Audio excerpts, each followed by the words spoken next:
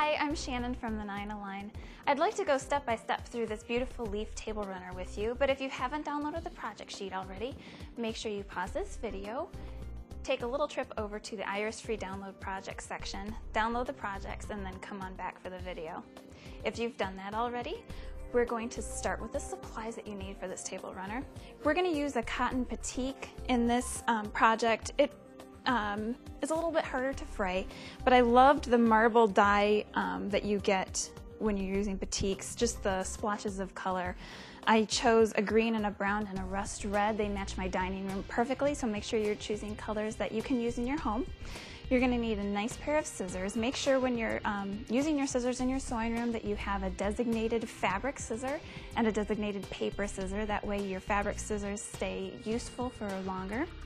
You're going to need embroidery thread that coordinates with your fabric choices, and I prefer the Iris embroidery thread. It's a polyester thread which gives you a great shine, less thread breaks, and is just a really beautiful, durable thread to use. You're going to need a cotton sewing thread. Make sure it's all-purpose and that it's cotton and that it will work well with your project, coordinating, obviously. You're going to need pins. Make sure they're in your magnetic bowl. That way if you drop any, they just zap right into the bowl. Steamosine 2 comes in two different sizes, a 1/2 inch and a 1/4 inch wide. We're going to use a 1/4 inch for a little tip in this project. And then your tearaway light stabilizer. You're going to need your embroidery machine and a embroidery design such as the leaf. You can use it from any collection. Once you've embroidered your design out, you're going to obviously take it away from your sewing machine. Before you take it out of the hoop though, if you have any stabilizer, I prefer to hoop one layer of the tearaway and then take another sheet of the tearaway and put it under the embroidery hoop, under the design before it starts.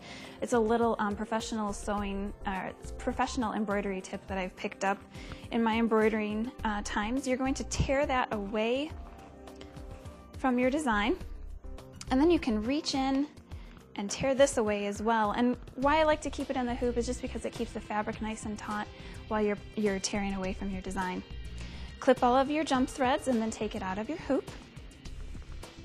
You're going to rough cut around your leaf designs. So you'll have something like this. Again, just rough cut. Make sure you leave a little bit, about 1/8 of an inch or more fabric along the outside edge of your leaf. For this particular leaf, I'm going to use my rust red, but you can cut little swatches from your brown or your red, your two coordinating fabrics. You're going to put the leaf right side together with your backing fabric. And I used just one pin down the center. You can pin it as much as you need to feel comfortable sewing. You're going to sew around your leaf. Make sure you have your cotton sewing thread, the all-purpose thread, to sew around the outside of your leaf completely. You don't want to leave an opening, and I'll show you why. When you flip it open, you're going to take your scissors and just cut open that backing. Make sure you leave, again, about 1/4 of an inch at least from either end. And this will allow you to turn your leaf right side out and have beautifully finished edges. Look at that nice satin stitch around that outside edge. And the polyester thread is really nice for projects because it has such a beautiful shimmer to it. So then you're just going to use your fingers and make a rolling motion to roll that seam underneath your leaf. And I'm going to show you how to close this a little bit later in the project, but we're just going to take a simple slip stitch and close that. Once you have all of your leaves backed and cut out and turned just like I've showed you, we have a couple here.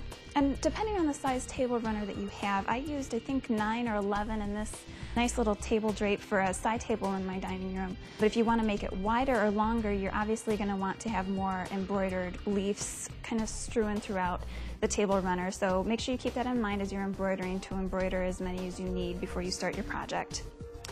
The next thing that I did is I took this leaf design and I traced it onto one of my scrap pieces of the tearaway stabilizer left from tearing my leaves away. This is a great way to make little patterns. Make sure you mark them so you know what you used them for. But I just traced about 1/4 of an inch outside and cut it out of that table runner so I would have a pattern piece. I'm going to take those pattern pieces and I backed a layer of the brown and a layer of the red is how I cut mine out. Again, you can use your personal preference if you want them to all be the same color back and front. This gave me an option, so I could choose with each individual leaf as I laid it out on my table runner whether I wanted it to be brown or red. I traced those and cut them out, as you can see here. And then I'm going to give you a little sewing tip for turning things right side out. When I started sewing, I used to just start in one area, sew all the way around the object and stop, obviously backstitching when I start and stop to secure that area. But someone passed a great tip on to me that I'd like to share with you, and that is to start off of your fabric, sew into the fabric your seam allowance. So if your seam allowance is a 1/2 inch, you're going to sew in 1/2 inch. On this particular project, it's about 1/8 inch. So I sewed into the fabric 1/8 inch, backstitch, sew back into the fabric again, sew around the leaf,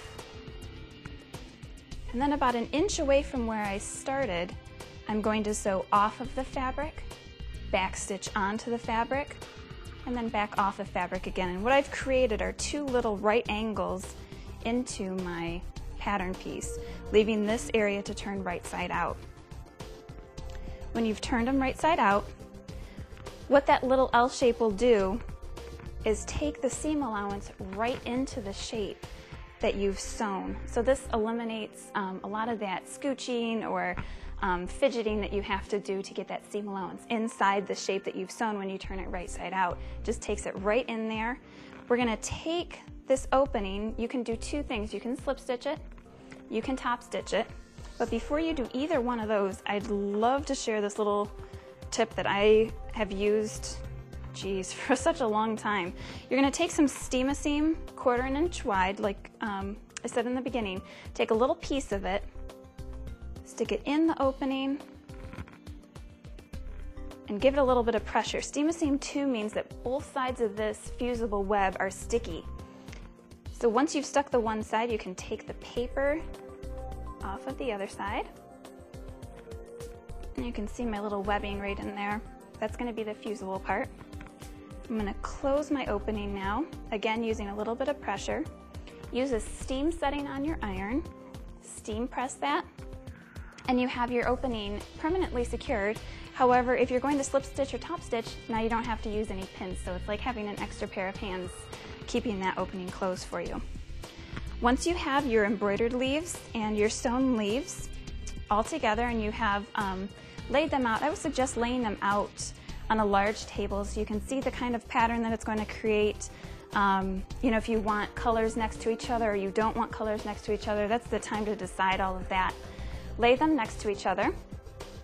And as you can see on this table runner, I chose a zigzag stitch and I've tacked the leaves together. Instead of sewing them together, tacking them together will allow them to have still a little bit of movement as you drape them across a table or a fireplace or a coffee table. But it will also keep them together, so they'll be nice and hardy for you as you're draping them on your tables. I hope this step-by-step helped you create your very own leaf table runner project. For more creative ideas or just to have some sewing fun, visit me again at theninaline.com.